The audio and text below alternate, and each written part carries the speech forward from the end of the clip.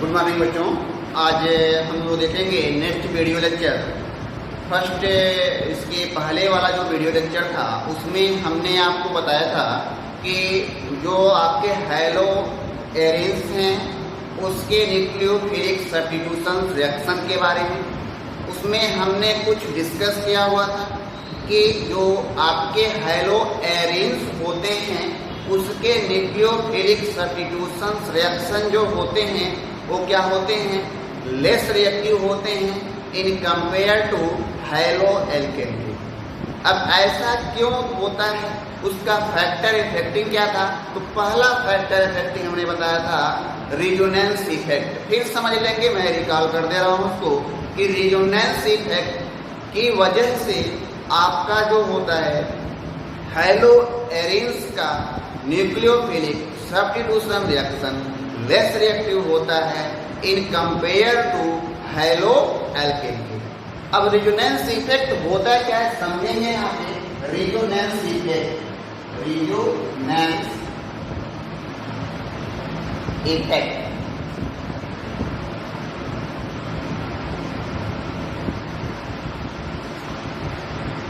Resonance effect जैसे हमने hello arenes लिया Cl है। अब यहाँ ध्यान देंगे कि यहाँ पे लोन पेयर प्रेजेंट है। इस बॉन्ड को जब यहाँ ट्रांसफर करेंगे तो बॉन्ड टूट के यहाँ आएगा। इसको हमने पिछला वीडियो लेक्चर जो है उसमें हमने बताया है इसके बारे में कि यहाँ नेगेटिव चार्ज आएगा, यहाँ पे इस तरह यहाँ डबल बॉन्ड आपका Cl+। अब ये बताइए यहाँ डबल बॉन्ड कैरेक्टर शो कर रहा है, तो डबल बॉन्ड जब हो जाएगा तो आपको पता है कि अगर हमारा सिंगल बॉन्ड होता है तो जो सिंगल बॉन्ड होता है उसकी बॉन्ड लेंथ क्या होती है, बड़ी होती है, लंबी होती है। तो जो चीज बड़ी होती है, लंबी होती है, उसको जैसे इस मार्कर को हम ले लें तो क्या है, बड़ा है, इसको तोड़ना थोड़ा सा आसान होगा इन कंपेयर टू स्टैक। अगर स्टैक को तोड़ें तो आसानी से हम नहीं तोड़ सकते, बट इस पूरे मार्कर को तोड़ने की कोशिश करें इसके कंपेयर में, कैट के कंपेयर में हम मार्कर को आसानी से ब्रेक कर सकते हैं। अब वही रीजन है कि यहाँ पे जब डबल बॉन्ड कैरेक्टर शो करेगा एक इसके रीजन से आपके रिजोनेंस इफेक्ट के कारण, तो क्या होगा, डबल बॉन्ड कैरेक्टर होगा। यानी कि डबल बॉन्ड जब होता है तो बॉन्ड लेंथ जो होती है वो क्या होती है, डिक्रीज हो जाती है। तो यहाँ पे इस बॉन्ड को तोड़ना आसान नहीं होगा। इस वजह से आपका जो है हैलो एरेंस का जो है आपका जो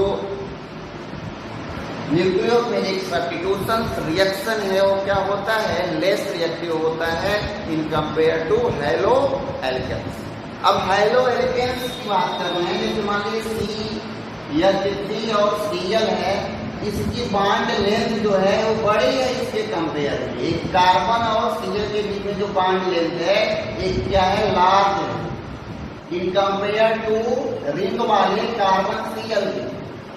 ठीक है, इसके कंपेयर में क्या है, स्मॉल है, लॉन्ग है, लार्ज है, इसको तोड़ना आसान है। इसलिए यहाँ पे न्यूक्लियोफिलिक सब्स्टिट्यूशन रिएक्शन जो होता है वो हैलो एल्केन्स का ग्रेटर होता है in compare to halo arenes.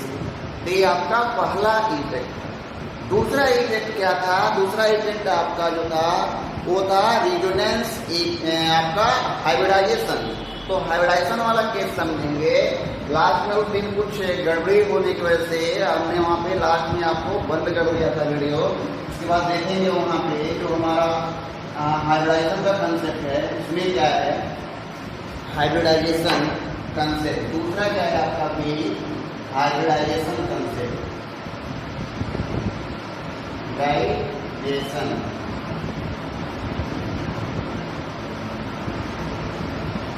अब यहाँ पे हमारे पास क्या है, हैलो एरेंस है, Cl है, और हमारे पास क्या है, Cl है, H है, H है और H है। तो ध्यान दें, यहाँ पे कार्बन है, इस कार्बन पे जो हाइब्रिडाइजेशन होगा वो क्या होगा आपका sp2 हाइब्रिडाइजेशन। यहाँ पे जो हाइब्रिडाइजेशन होगा वो क्या होगा आपका sp3। अब इसमें अगर sp2 है और sp3, इसका मतलब जो है ड्यू टू 3 सिग्मा बॉन्ड, और यहाँ पे क्या है due to 4 sigma bond, 4 sigma bond की वजह से यहाँ पे ऐसा हो रहा है। अब थोड़ा हम जिक्र करेंगे यहाँ पे यस कैरेक्टर की। यस कैरेक्टर क्या होता है, ध्यान देंगे कि इसमें इन्वॉल्व है sp2, किस वाले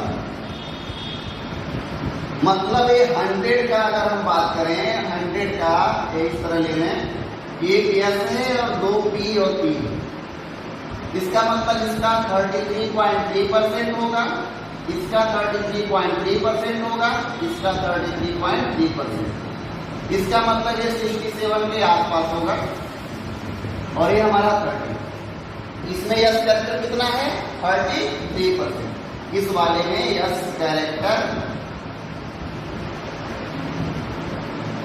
कितना है 33%।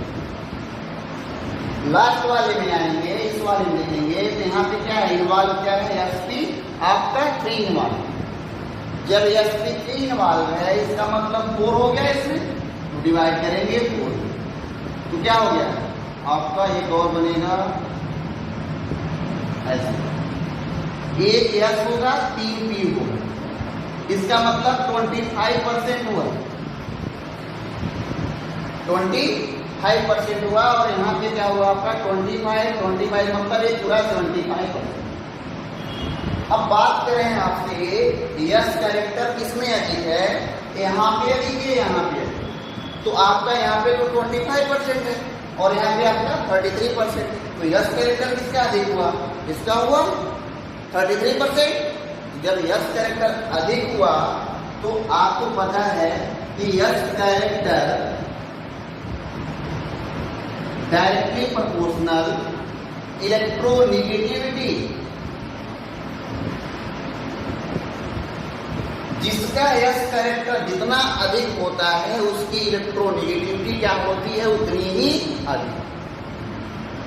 अब यहाँ पे इसकी इलेक्ट्रोनेगेटिविटी इसके कंपेयर में क्या है, जब इलेक्ट्रोनेगेटिविटी अधिक होती है तो बॉन्ड को तोड़ना आसान नहीं होता है, क्योंकि नेगेटिव चार्ज अधिक होगा और उसको तोड़ने में इतना आसानी से नहीं टूट सकता हो जितना आसानी से आपका लेस जो है यस कैरेक्टर वाला है, मतलब इसकी इलेक्ट्रोनेगेटिविटी कम है, उसको आसानी से हम ब्रेक डाउन कर सकते हैं।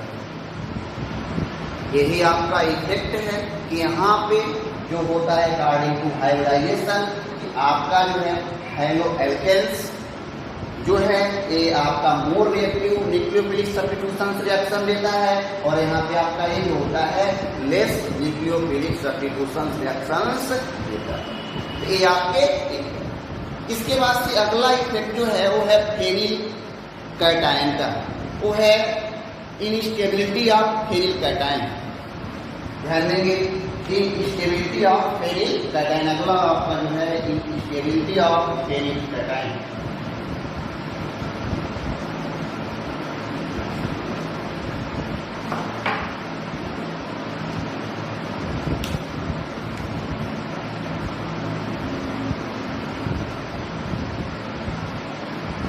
अब जैसे अगर हम फेनिल कैटायन की बात करें,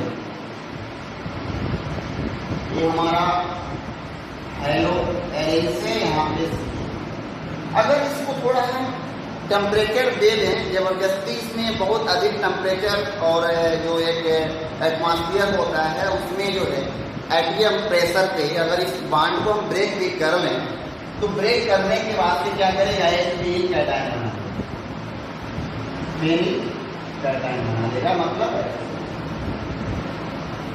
तो स्टेबिलिटी यहाँ पे नहीं होगी और यहाँ पे न्यूक्लियोफिलिक सब्स्टिट्यूशन रिएक्शन जो होगा वो लेस रिएक्टिव हो जाता है इन कंपेयर टू आपके हेलो एल्केन्स के कंपेयर।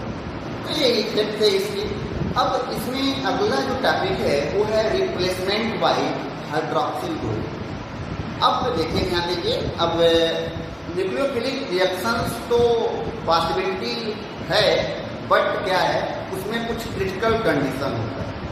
हमको फिक्स कुछ टेम्परेचर लेना पड़ता है और कुछ हमको एटमॉस्फेरिक प्रेशर भी लेना पड़ता है, जिसके वजह से हमारा क्या है वहाँ पे ग्रुप आपका जो है वो चेंज हो सकता है।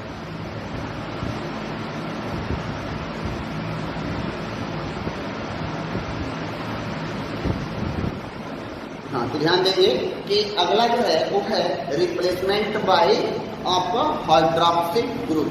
ये क्या होता है? Replacement bye hydroxyl group. कैसे रिप्लेस करेगा, इसका रीजन क्या है? अगला टॉपिक है रिप्लेसमेंट बाय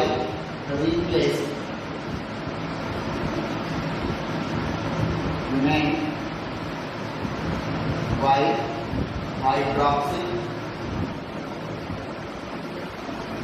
ग्रुप।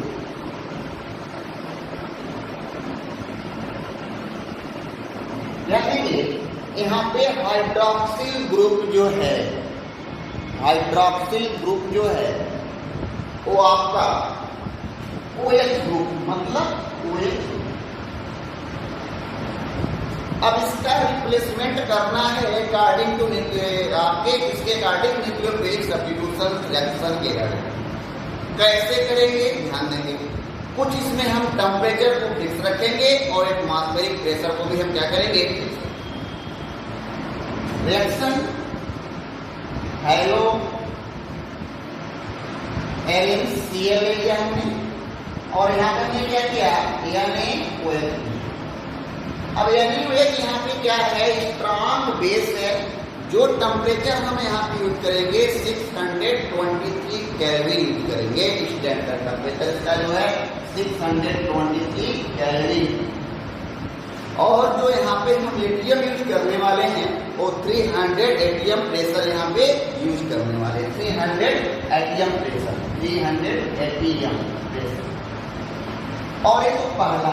दूसरा कंसेप्ट क्या होगा, यहाँ पे दूसरे शिफ्ट में हम क्या करेंगे, H+ आयन। अब क्या करेगा, इस Cl को रिप्लेस कर देगा और यहाँ पे क्या बनाएगा आपका,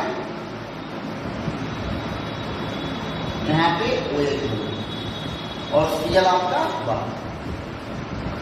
अब देखेंगे इसका मैकेनिज्म कैसे हुआ होगा, ध्यान देंगे मैकेनिज्म।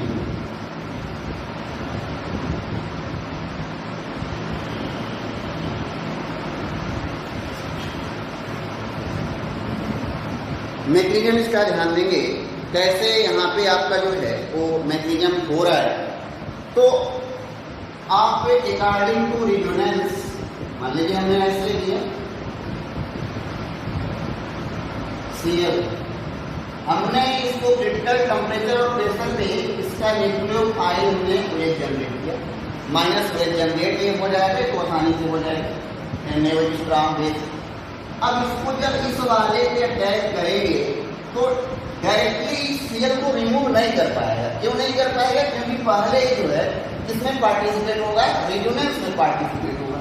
फिर बॉन्ड यहाँ से ब्रेक करेगा और यहाँ पे रेजोनेंस का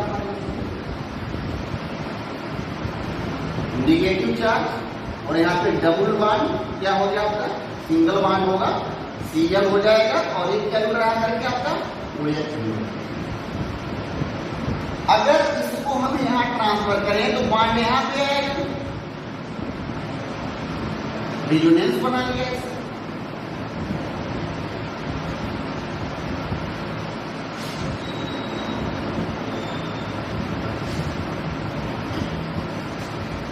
इसके बाद से जो ये तो हमारा फर्स्ट स्टेप फर्स्ट। अगर स्टेप सेकेंड की हम बात करें, स्टेप सेकेंड में हमारा क्या होगा, एक वाला जो रेजोनेटिंग स्ट्रक्चर वाला जिसको हमने बता दिया,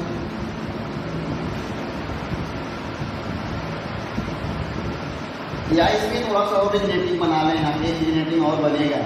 इसको जब यहाँ ट्रांसफर करेंगे तो बॉन्ड यूज करके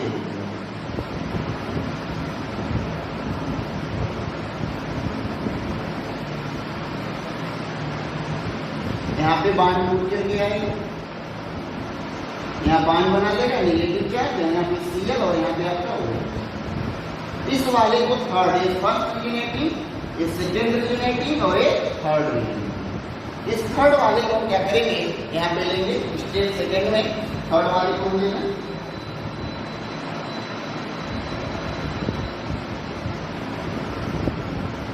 यहाँ नेगेटिव, यहाँ पे Cl और यहाँ पे आपका क्या है। अगर हम यहाँ पे इस बांड को यहाँ ट्रांसफर करें और H प्लस आयन दे दें, जो यहाँ पे H प्लस हमने लिखा हो, तो क्या करेगा, ये बांड रिमूव करेगा, मतलब Cl माइनस चार्ज और H जो प्लस चार्ज लेकर के रिमूव हो जाएगा और क्या मिल जाएगा हमको, एल्कोहल मिल जाएगा।